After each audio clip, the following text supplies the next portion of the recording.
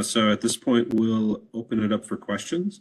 If you have any questions that you'd like to ask directly, feel free to raise your hand, and then we'll call on you. Alternately, you can also put it into chat.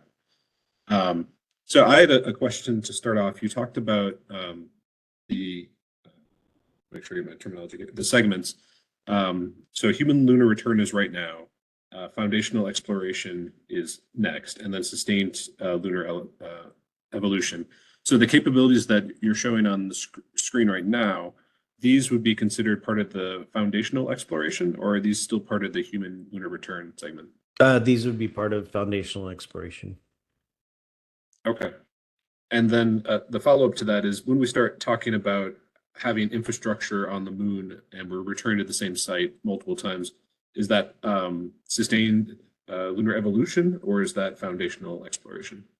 So that hasn't been defined yet, but right now we're looking that could potentially be still within foundational exploration.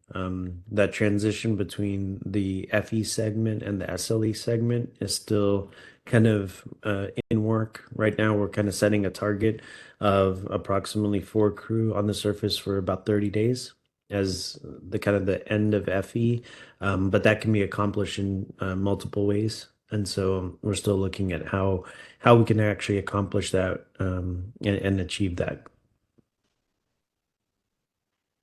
Okay. Go ahead, Amy.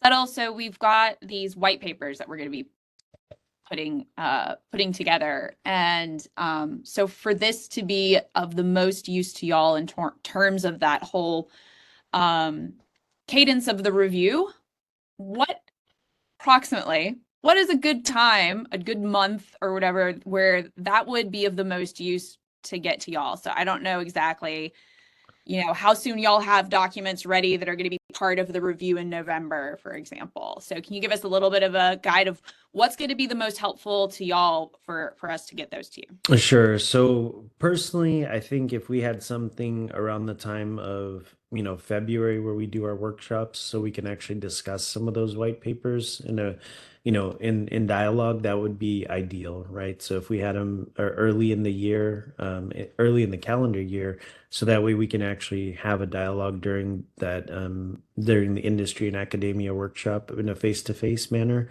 that would be ideal. Understanding that we all have different constraints, I think even getting them up till April within a calendar year would help us, because we can then integrate that into our products.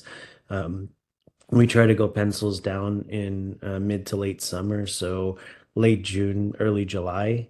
So if we had white papers giving us some of the thoughts from the organizations and the community, that would help us a little bit to course correct and or roll them into our trades and our conclusions that we then roll into our November ACR to the rest of the agency. So ideally February, but April, probably April at no later than, for us to be able to actually get them into the annual cadence for an ACR.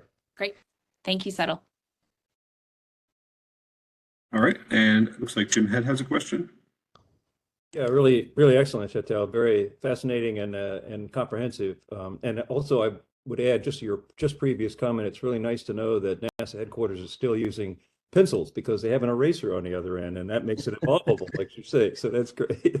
But I had a question about your stackable kind of like constraints here in this particular slide, where so presumably, we don't know. I don't know what the LTV is, because we won't know till 4 o'clock this afternoon, I guess. So I don't know what the radial range of that is. But I'm also curious about when you say stackable, I mean, isn't the fundamental constraint going to be consumables and the suit capabilities, so that the walk back distance is the dominant thing, or is there something new I don't know about? No, that'll be the main constraint, but then there's discussions about suit capabilities for recharge, and so there's different avenues or different ways to deal with that, and then there'll be different evaluations done for aborts and other things as well. So you're correct. The primary driver for the walkback will be the consumables, as well as the crew themselves, right? How tired they are. Because if this happens at the end of an EVA, then you're in a much different position. Yeah, and Apollo, that we had of course, the buddy SLIS, the portable life support system, but they could connect together and utilize excess oxygen one to the other, which was a big help too. That enabled us to get a little more range in the radial distance. So the strategy was to go to the furthest distance first and work your way back to optimize that capability. So yeah, interesting. Thank you.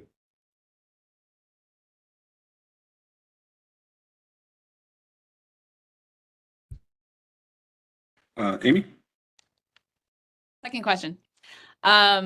So, we're the whole purpose of this workshop is to try to, get some feedback to y'all that's important. And obviously y'all have, the email address that's up on the Moon to Mars architecture website, and you have the workshop in February, but not everybody can go to that workshop in February. And so having these types of events is really useful. I like going to the workshop in person because it's much easier to have some of those discussions to a certain extent, but it means it's pretty limited in the number of people who can attend and have it still be pretty functional. So are there particular topics, Settle, that you see as potential future lunar surface science workshops similar to this that would help to feed into certain elements of the architecture review? So not necessarily, it could be super broad. So like the entire sustained lunar exploration phase, or things like that, or if it's just something that's really, really focused. So this, is a really focused one. Are there things that you can think of, really putting you on the spot here, but that we might be able to help out with in the future that maybe can give some more focused discussion on one element, for example? Sure. So one thing that has come to mind, and I know we have different folks looking at it, would be, we talk about sample return. We talk about actually conducting science on the surface, and then also looking at what the capabilities needed that are unique to any particular field of science.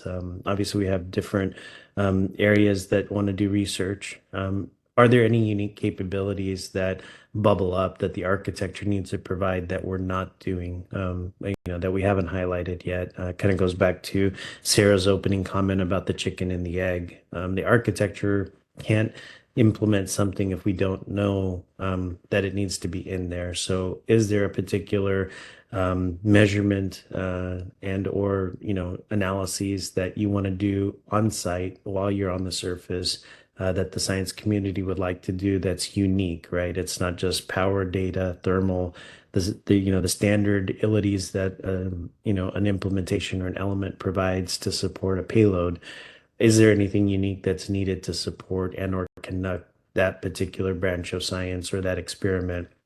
Getting that early on helps us figure out that function and how do we place that into the architecture. So if there's unique measurements that need to be taken or happen in place, that would be one big thing that the earlier we get, the better suited we are to try to roll that into the architecture early on, as opposed to waiting for an implementation when it's on the Moon to Mars side, where they get a requirement late and says, okay, now you've got to add, X technology that they hadn't planned on rolling in. So that would be one area.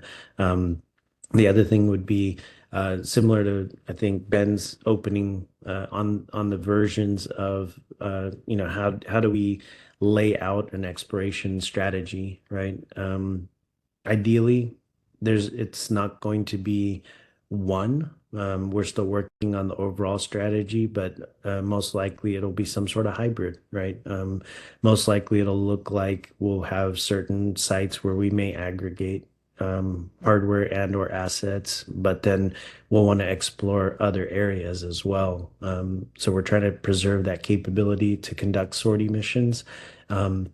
So if there's anything within the community that helps us refine what those capabilities are, where those capabilities would need to be based on, physical parameters, things like that, those would be beneficial for us when we craft a larger, longer term strategy of, hey, there's a site here where we really don't want you to land anything, right? Because it's really interesting. And I'm not thinking just PSRs, but any other sites. So if there's keep out zones, real scientific interest in particular areas, identifying those, I think would also help out as we move forward.